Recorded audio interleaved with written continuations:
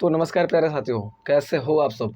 उम्मीद करता हूँ आप सब अच्छे होंगे और आपकी तैयारी भी अच्छे से चल रही होगी। ठीक है, तो दोस्तों आज की इस वीडियो में हम लोग बात करने वाले हैं समास, यानी जो हमारा टॉपिक होने वाला है आज का, वो होने वाला है हमारा क्या, समास।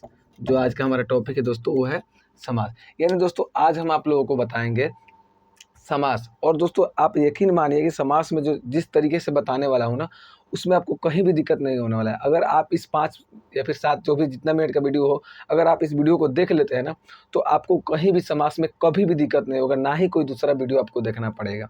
क्योंकि दोस्तों आपको मैं बता दूं कि मैं एक ऐसा ट्रिक लेकर आया हूं। देखिए दोस्तों, कोई भी चाहे एग्जाम हो, चाहे 10th का हो, 12th का हो, या फिर कोई भी कॉम्पिटिशनल एग्जाम हो, आपको कभी भी समास ये नहीं पूछता है कि समास किसे कहते हैं, या फिर ये नहीं पूछेगा कि समास के जो प्रकार है उसका जिक्र कर, ये कभी नहीं पूछता है आपसे।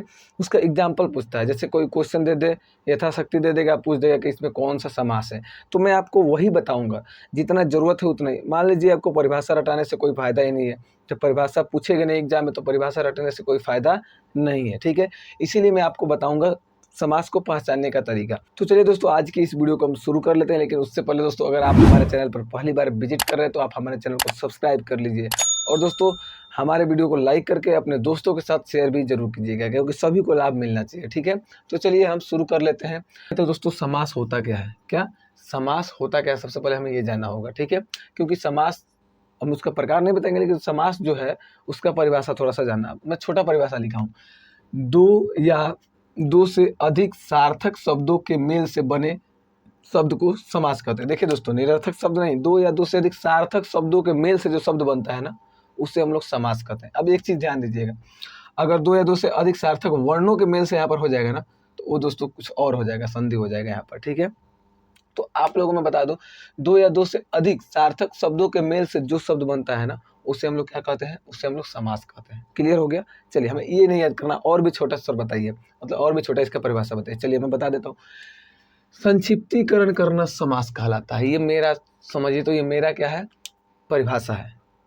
मैं मतलब बताने के लिए, ऐसे समझाने के लिए किसी को, संक्षिप्तीकरण करना ही समास कहलाता है। फॉर एग्जाम्पल अगर मैं आपको बताता हूँ, अगर मैं कहता हूँ रोग से मुक्त, हमें इसको और देखिए, समास का मतलब भी वही होता है, हमें चीज़ों को और छोटा करते हैं। क्या कहते हैं, उसको हम छोटा करते हैं, चीज़ों को शॉर्ट करना, संक्षिप्त करना, यही समास कहलाता है। फॉर एग्जाम्पल आपको यहाँ पे बोर्ड पे दिखाई दे रहा होगा, एक एग्जाम्पल है रोग से मुक्त। अगर हम इसको और छोटा करना चाहें तो कैसे लिख सकते हैं, अगर हम इसको और छोटा करना चाहें तो हम इसको लिख सकते हैं रोग मुक्त। बात समझ में आ रहा है। हम इसको और छोटा कर रहे हैं तो इसको हम क्या लिख सकते हैं, रोग मुक्त। चलिए एक और एग्जाम्पल लेते हैं, चिड़ी मार। कहने का मतलब है, इसको बोलना मतलब क्या, चिड़िया को मारने वाले को चिड़ी मार बोलते हैं। ठीक है ना, तो चिड़िया को मारने वाला कहने से बेटर है उसको और छोटा करके हम कैसे कहेंगे, चिड़ी मार। बात समझ में आया। एक और कह देता है सिर तोड़, यानी सिर को तोड़ने वाला। ठीक है, तो हम बात करें मतलब चिड़िया को मारने वाला, इतना लंबा हो रहा है ना, तो इसको शॉर्ट में हम कैसे लिख सकते हैं, संक्षिप्त करके कैसे लिख सकते हैं, तो ऐसे लिखेंगे चिड़ी मार। यानी ये समझ में आपको आ गया होगा कि संक्षिप्तीकरण करना ही समास कहलाता है। इतना समझ में आ गया ना। बस अब आगे बढ़ते हैं। देखिए दोस्तों, कभी कभी पूछ लेता है समास का प्रकार, तो ये आपको याद रखना, समास जो होता है 6 प्रकार का होता है। कितना, समास जो होता है 6 प्रकार का होता है। ठीक है, ये थोड़ा सा ध्यान रखिएगा। चलिए, कितने प्रकार का हो गया समास दोस्तों, समास जो होता है वो 6 प्रकार का होता है। कौन कौन दोस्तों, तो यहाँ पे देख लेते हैं। एक है अव्ययी भाव, दिखाई आपको दे रहा होगा। दूसरा आपके पास है तत्पुरुष। ठीक है, तीसरा आपका हो जाता है कर्मधारय। चौथा जो होता है द्विगु हो जाता है। और पांचवा हो जाता है द्वंद्व। और छठा होता है बहुब्रीहि। दोस्तों यकीन मानिए, मैं 6 जितना भी मतलब 6 है ना, मतलब इसको ऐसे तरीके से बताऊंगा ना, जो आपको मतलब देखते ही आप पहचान लेंगे कौन सा समास है। ठीक है दोस्तों, अगर अभी तक आपको मतलब मेरा बताने का तरीका सही लग रहा है तो आप कमेंट में, बस मैं ये नहीं कर रहा हूँ, बस आपको कमेंट में अपना ओपिनियन देना है, मतलब आपको बताना है कि हमारा जो तरीका है वो कैसा आपको लग रहा है। ठीक है, कमेंट में सही लग रहा है सही बताइए, गलत लग रहा है गलत बताइए, लेकिन कमेंट जरूर कीजिएगा। ठीक है, चलिए अब देखिए, 6 प्रकार मैंने बता दिया, समास जो होता है 6 प्रकार का होता है। ठीक है, पहला जो होता है अव्ययी भाव होता है। चलिए इसके बारे में हम जान लेते हैं। मैं अब इसका परिभाषा नहीं बताने वाला हूँ, परिभाषा से कोई मतलब ही नहीं बनता है, क्योंकि हमें बस जानना है कि मतलब कैसे पहचानेंगे, यही ना जानना है तरीका, पहचानने का तरीका। क्योंकि ऑब्जेक्टिव में क्वेश्चन देता है समास में से, और हमें पहचानना होता है, तो हमें क्या जरूरत है परिभाषा याद करने की। ठीक है, अब देखिए एग्जाम्पल देखते हैं इसका, जो अव्ययी भाव समास है उसका हम एग्जाम्पल देखते हैं। एग्जाम्पल से ही हमें पकड़ में आएगा। देखिए, प्रतिदिन, यथाशक्ति, सॉरी यहाँ पर है यथाशक्ति, क्या है, यथाशक्ति, ठीक है। रातों रात आजीवन।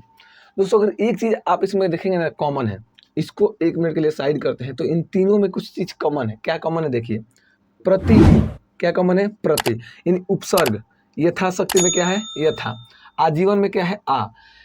कहने का मतलब है इसमें क्या होता है ना, अव्ययी भाव में, अव्ययी भाव में क्या होता है ना कि उपसर्ग लगा हुआ होगा। उपसर्ग समझते हैं क्या लगता है, शब्द के पहले लगता है, ठीक है। अगर ये देखेंगे मूल शब्द को, इसमें दिन को छाड़ देंगे तो प्रति उपसर्ग लगा हुआ है। शक्ति को छाड़ देंगे तो इसमें मूल शब्द शक्ति हो गया, तो यथा उपसर्ग लगा हुआ है। इसमें क्या है, जीवन को छाड़ देंगे तो आ उपसर्ग लगा हुआ है। कहने का मतलब है ये अव्ययी भाव में उपसर्ग लगा हुआ होता है। क्या लगा हुआ होता है, पहले उपसर्ग लगा हुआ होता है, ठीक है। एक चीज हम जान गए तरीका, दो चीज होता है अव्ययी भाव में, दो चीज होता है। एक कभी कभी ऐसे भी देता है रातों रात, दिन अनुदिन। कहने का मतलब है कोई काम कंटिन्यूसली यानी लगातार हो रहा है, कोई काम अगर लगातार हो रहा है या फिर उपसर्ग लगा हुआ होगा तो वो समास हमारा अव्ययी भाव हो जाएगा। कौन समास हो जाएगा, अव्ययी भाव हो जाएगा। जैसे रातों रात नहीं होता है, मतलब फटाफट खटाखट, हाँ वही लगा, मतलब खटाखट फटाफट जो भी कह सकते हैं, जो काम मतलब क्या हो रहा है, लगातार हो रहा है, ठीक है। रातों रात, दिन अनुदिन, ठीक है, दिन प्रतिदिन, ये सभी इसमें आ जाता है अव्ययी भाव में। यानी इसको पहचानने का तरीका, एक तो हो गया तुम्हारा आपका क्या, उपसर्ग हो गया, पहले शब्द के पहले उपसर्ग लगा हुआ होगा। क्या हो जाएगा दोस्तों, शब्द के पहले उपसर्ग लगा हुआ होगा, या कोई काम लगातार हो रहा होगा। हम छोटा छोटा बस तरीका अपना से बनाए हैं, ट्रिक समझ लीजिए, उसको आप लोगों को देखना है, याद करना है, ठीक है। हम इसको मिटा देते हैं। यानी दो तरीका इसको पहचानने का, एक तो कोई काम लगातार हो रहा होगा ये पता चल रहा होगा, या फिर उपसर्ग लगा हुआ होगा पहले। तो ये तो पहला आप पहचानने का तरीका जान गए। चलिए अब दूसरा देखते हैं। दूसरा है तत्पुरुष समास। तत्पुरुष का अब हम एग्जाम्पल देखते हैं। क्या है, गृहागत, नीति युक्त, देशभक्ति, ठीक है। एग्जाम्पल देख लिए। अब मैं आपको बताता हूँ ट्रिक अपना। जैसे दोस्तों गृहागत को अगर आप तोड़ेंगे तो क्या हो जाएगा, गृह को आगत, ठीक है। नीति युक्त को तोड़ेंगे तो नीति से युक्त, ठीक है, नीति से भरा हुआ, ठीक है। देशभक्ति को तोड़ेंगे तो मतलब देश के प्रति भक्ति। कहने का मतलब है दोस्तों, इस सभी में ना जो तत्पुरुष समास होता है उसमें ना कारक चिन्ह का लोप होता है। क्या होता है, कारक चिन्ह का लोप होता है, यानी कारक चिन्ह उसमें गायब हो गया होगा। अगर आप उसको तोड़ेंगे ना तो उसमें कारक चिन्ह उसमें से गायब हो गया होगा। जैसे कि मैंने बताया गृह को आगत, इसको अगर आप तोड़ेंगे तो ये हो जाएगा गृह को आगत, ठीक है। क्या हो जाएगा, गृह को आगत। कहने का मतलब है, अब देखिए को का लोप हो गया, इसमें गृहागत हो गया है, यानी मतलब कारक चिन्ह का इसमें लोप होता है। इसमें क्या होता है दोस्तों, कारक चिन्ह का लोप। इसमें क्या होता है दोस्तों, कारक चिन्ह का लोप होता है, ठीक है। तो तत्पुरुष को पहचान ले हम। तत्पुरुष में क्या होता है, देखिए नीति युक्त, यानी नीति से युक्त। क्या हो जाएगा, नीति से युक्त। इसमें भी से जो है ना, से जिसको हम कारक चिन्ह, वो भी क्या होता है, कारक चिन्ह होता है। तो इसमें भी से का लोप, मतलब लोप हो गया है, ठीक है ना। तो जिसमें कारक चिन्ह का लोप हो वो कौन सा समास हो जाएगा, तत्पुरुष समास हो जाएगा। क्लियर हुआ। चलिए तीसरा देखते हैं। तीसरा है कर्मधारय। अब दोस्तों इसका एग्जाम्पल देखते हैं। सुपुरुष, महात्मा, नीलकमल, नीलगाय, ठीक है। ये सभी हो गया कर्मधारय। कर्मधारय कहने का मतलब देखिए, इसका जो नाम है ना इसी से पहचान लेंगे। कर्मधारय मतलब कुछ ना कुछ कर्म धारण किया होगा, कुछ ना कुछ अपना काम धारण किया होगा। देखिए एग्जाम्पल, सुपुरुष। सुपुरुष मतलब क्या होता है, सु मतलब होता है अच्छा, पुरुष मतलब पुरुष, ठीक है। जो पुरुष है वो कैसा है, सु मतलब अच्छा, पुरुष जो है कैसा है, अच्छा है। महात्मा, आत्मा कैसी है, महान है। महात्मा क्या हो जाएगा, आत्मा जो है कैसी है, महान है। नीलकमल, कमल जो है कैसी है, मतलब कमल जो है कैसा है, नीला है। कमल जो है कैसा है, नीला है। कहने का मतलब है इसमें मतलब पहला पद जो होगा ना वो दूसरा पद का मतलब विशेषता बताएगा। पहला पद जो होगा दूसरे पद की विशेषता बताएगा। कैसे, जैसे पुरुष है वो कैसा है, अच्छा है। आत्मा जो है कैसा है, महान है। कमल जो है कैसा है, नीला है। यानी अगर आप सब में देख रहे हैं ना तो दूसरे पद का विशेषता कौन बता रहा है, पहला पद बता रहा है। इसमें पहला पद का विशेष मतलब पहला पद जो है ना इसमें तोड़ेंगे तो क्या हो जाएगा, सु और पुरुष हो जाएगा, महान और आत्मा हो जाएगा, नील और कमल हो जाएगा, ठीक है। तो पहला पद दूसरे पद की विशेषता बता रहा होगा। देखिए सु पुरुष, ठीक है, सु और पुरुष, यानी पुरुष जो है कैसा है, अच्छा है। पुरुष जो है कैसा है, अच्छा है। आत्मा जो है कैसा है, महान है। कमल जो कैसा है, नील है। यानी पहला पद जो होगा, पहला पद दूसरे पद की विशेषता बताएगा, विशेषता बताता है। देखिए दोस्तों, अब हम ये नहीं बताने वाले हैं आपको इसमें कि जैसे क्या होता है, मतलब विशेष से विशेषण होता है, उसमें आप कंफ्यूज हो जाएंगे। जैसे मैं अगर आपको कह दूँ सुपुरुष में, सु जो है वो क्या है, सु जो हो गया वो आपका विशेषण हो गया। क्या हो गया, विशेषण हो गया। इसको तोड़ेंगे तो अब पुरुष जो हो गया वो क्या हो गया, पुरुष जो हो गया आपका वो क्या हो गया, विशेष्य हो गया। अब देखिए इसमें बहुत से बच्चों का कन्फ्यूजन हो जाता है, ठीक है, इसलिए हम अपने तरीके से बताएं। सु मतलब जो विशेषता बताता है, संज्ञा और सर्वनाम की जो भी विशेषता बताता है वो क्या कहते हैं, उसे विशेषण कहते हैं। तो यहाँ पे विशेषता क्या बता रहा है, यही ना बता रहा है, सु यानी अच्छा, ठीक है। अब विशेष्य यानी जिसका विशेषता बता रहा है ना, उसको विशेष्य कहा जाता है। तो ये हमें नहीं देखना इतना लंबा, मतलब हमको नहीं लगता कि ये आसान है। हमको यही लगता है क्या, कि पहला पद दूसरे पद की विशेषता बताए, उसे हम क्या कहेंगे, उसे हम कर्मधारय कहेंगे। कोई ना कोई कर्म धारण किया होगा अपने अंदर। यानी पुरुष जो कैसा है तो अच्छा है, आत्मा जो कैसा है महान है, कमल जो कैसा है नीला है। तो ये हमको यही अच्छा लगता है कि पहले पद दूसरे पद की विशेषता बताए, उसे हम कर्मधारय कहते हैं। क्लियर हुआ? चलिए, इतना अगर क्लियर हो गया दोस्तों तो हमारे वीडियो को लाइक कर दीजिए। अगर अभी तक आपको समझ में आए तो वीडियो को लाइक कर दीजिए और हमारे चैनल को सब्सक्राइब भी कर दीजिए। चलिए आगे देखते हैं। आगे है द्विगु समास। अब देखिए दोस्तों, अगर आप इसको देखेंगे ना, द्विगु, द्विगु के पहले क्या है, द्वि। क्या है दोस्तों, द्वि। द्वि मतलब क्या होता है, दो। द्वि मतलब क्या होता है, दो होता है। कहने का मतलब है इसमें पहले ही गिनती की संख्या दे दिया हुआ है, तो हम द्विगु से क्या पहचान लेंगे कि देखिए, अब इसके एग्जाम्पल देख लेते हैं। नवरात्र, चौराहा, त्रिलोक। अब देखिए, अगर इसमें आप देखेंगे ना तो इसका पहला पद होगा ना वो गिनती का संख्या होगा। जैसे द्विगु का पहला पद गिनती का संख्या है ना, द्वि मतलब क्या होता है, दो होता है। तो जैसे द्विगु समास का पहला पद गिनती का है, वैसे ही इसका एग्जाम्पल जो देगा ना उसका भी पहला पद क्या हो जाएगा दोस्तों, गिनती का संख्या होगा। बात समझ में आ रहा है? उसका भी पहला पद क्या हो जाएगा, गिनती का संख्या हो जाएगा। चलिए, इतना अगर आपको समझ में आ रहा है तो देखिए, नवरात्र इन नवरात्र मतलब 9 रातों का समाहार। अगर आप इसको देखेंगे तो 9 रातों का समाहार। चौराहा यानी कि 4 रास्तों का जहाँ समाहार हो, ठीक है, उसे क्या कहते हैं, चौराहा कहते हैं।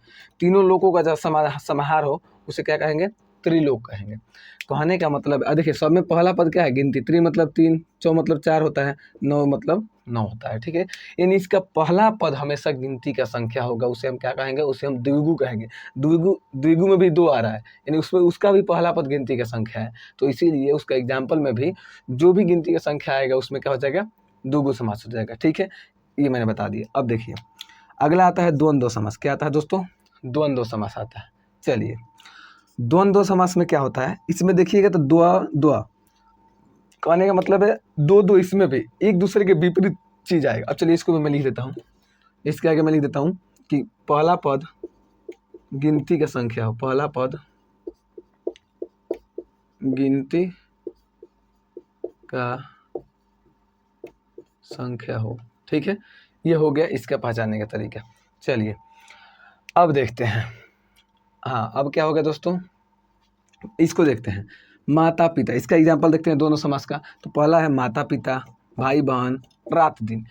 इसको भी पहचानने का 2 तरीका होता है। एक तो सबसे पहले आसान तरीके के बीच में हाइफन लगा होगा, यानी योजक चिन्ह लगा होगा। इसको क्या बोलते हैं, योजक चिन्ह बोलते हैं। बीच में योजक चिन्ह लगा होगा, बीच में योजक चिन्ह लगा होगा। दूसरा क्या होगा, एक दूसरे के विपरीत एक दूसरे का विलोम शब्द दिया होगा। जैसे रात दिन, दिन रात, माता पिता, भाई बहन, चाचा चाची, मामा मम्मी, मतलब एक दूसरे के विपरीत चीज दिया होगा, ठीक है ना। इसमें देखिए, माता पिता, भाई बहन, रात दिन, पाप पुण्य, ठीक है, एक दूसरे का विपरीत चीज दिया होगा। बीच में क्या दिया होगा, योजक चिन्ह दिया होगा। तो क्या हो जाएगा, एक दूसरे के विपरीत। इसमें लिख देंगे एक दूसरे के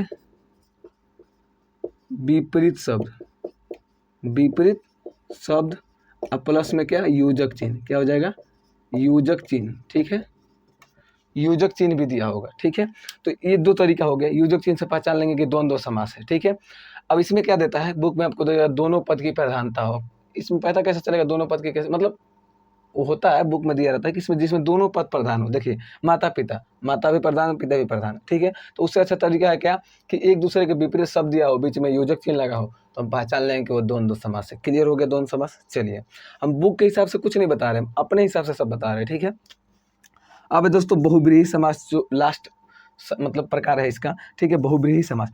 अब इसमें थोड़ा सा दिक्कत होता है, इसमें बहुब्रीहि समास में और ये द्विगु समास में इसमें थोड़ा-सा बच्चों को कन्फ्यूजन होता है, लेकिन मैं आपको आज कन्फ्यूजन सब दूर कर दूँगा। देखिए कैसे, जैसे बहुब्रीहि समास है, बहुब्रीहि समास में क्या होता है, दिया है लंबोदर, क्या है लंबोदर, यानी जिसका उदर लंबा हो, जिसका उदर यानी बात करें तो जिसका उदर लंबा, मतलब जिसका उदर लंबा हो। आपको पता होगा कि लंबोदर से किसका बोध हो रहा है, गणेश जी का बोध हो रहा है, ठीक है।